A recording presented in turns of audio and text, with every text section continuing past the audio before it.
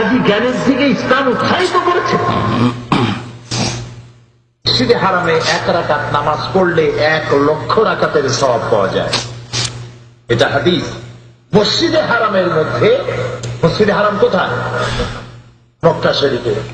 1 রাকাত নামাজ পড়লে 1 লক্ষ রাকাতের সওয়াব। একবার আল্লাহ বললে 1 লক্ষ বার আল্লাহ বলার সমান। 1 খতম কোরআন শরীফ পড়লে 1 লক্ষ বার খতম করার সমান। শুনলেন, মসজিদে হারামে নামাজ পড়লে 1 লক্ষের সওয়াব, এটি হচ্ছে সহিহ হাদিস। সলাতুন, নবী সাল্লাল্লাহু কি বলেছেন? সলাতুন ফিল মসজিদিল হারাম তাদিলু বিমিআতি আলফি সালাতিন।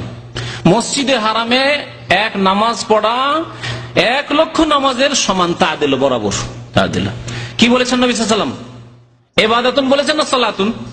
সালাতুন নামাজ বলেছেন। বলেছেন যে আল্লাহ যদি কেউ বলে মসজিদে হারামে বসে তাহলে 1 লক্ষ হবে, জিকির 1 লক্ষ গুণ হবে, এ কথা বলেছেন না? বলেননি। তাহলে এটি বাড়াবাড়ি নয়, জালিয়াত কথা না? তারপরে বলছেন যদি কোরআন কেউ খতম করে মসজিদে হারামে বসে বসে একবার, তাহলে 1 লক্ষ খতম দাম্মামে বসে, বাংলাদেশে বসে, বাইতুল মোকাররমে বসে 1 লক্ষ খতমের সমান হবে, এ কথা বলেছেন নবী সাল্লাল্লাহু আলাইহি ওয়াসাল্লাম? না এটি বাড়ানো সাইদি সাহেবের? নবী সাল্লাল্লাহু আলাইহি ওয়াসাল্লাম সালাতুন বলেছেন, সিয়ামুন বলেনি যে মক্কায় গিয়ে কেউ যদি রোজা রাখে তো 1 লক্ষ রোজার সওয়াব পাবে। মক্কায় গিয়ে যদি কেউ যাকাত দেয়, দান করে, তাহলে 1 লক্ষ গুণ সওয়াব পাবে।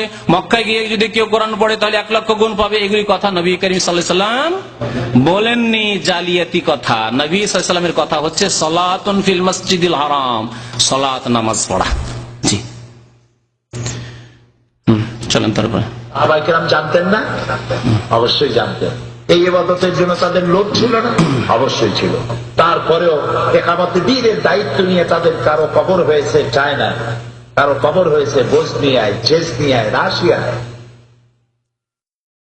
একামতের দিন, শিশুদের একামতের দিন, এই একামতের দিনের যে অপব্যাখ্যা জামাত ইসলামের ভাইরা করে যাচ্ছে, মাউদুদি সাহেব থেকে শুরু করে, যা 1400 বছরে কেউ এই অপব্যাখ্যা করেনি, তো এর জন্য আরেকটা একামতের দিনের উপরে আলোচনার প্রয়োজন রয়েছে। একামতের দিন মানে পার্লামেন্টে পৌঁছা গদি দখল করা নয়। একামতের দিন আপনি শিরকে মুছে ফেলেন, কবর মাজারকে মুছে ফেলেন, আর আল্লাহর তৌহিদ একত্ব প্রতিষ্ঠা করেন, মানুষকে নামাজি বানান, নামাজ পড়লেন, একামতের দিন করলেন না? আকিমুস সালাহ, এটা হচ্ছে একামতের দিন, নামাজ কায়েম করলেন। ভাই, আমার জীবনে আমি নামাজ পড়তে পারবো, আমি রোজা রাখতে পারবো, আমার স্ত্রীকে আমি পর্দা করতে পারবো, আমার ছেলে মেয়েদেরকে আমি হাফেজ বানাতে পারবো, আলেম বানাতে পারবো। আমি ভারতের দায়িত্ব নিয়েছি নাকি? আমি গোটা বাংলাদেশের দায়িত্ব নিয়েছি নাকি? আমি কি পারবো নাকি তাদেরকে? তাহলে আমি কি আমার একামতের দিন করলাম না?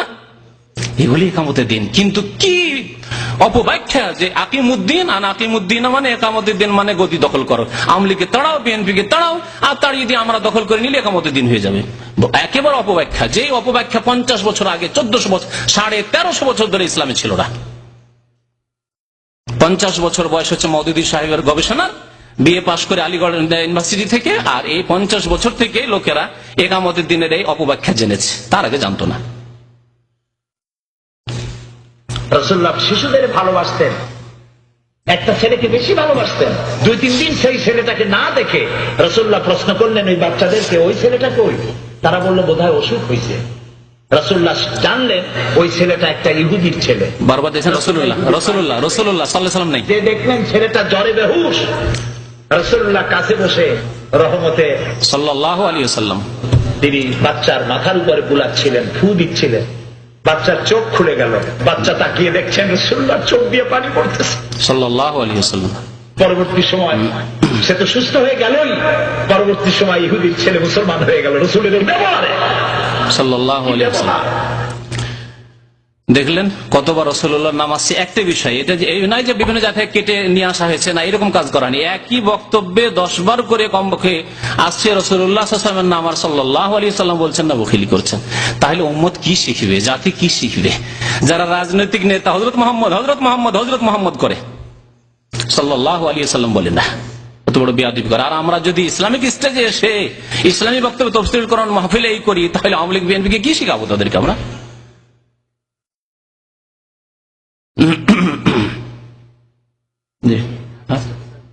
কোনটা?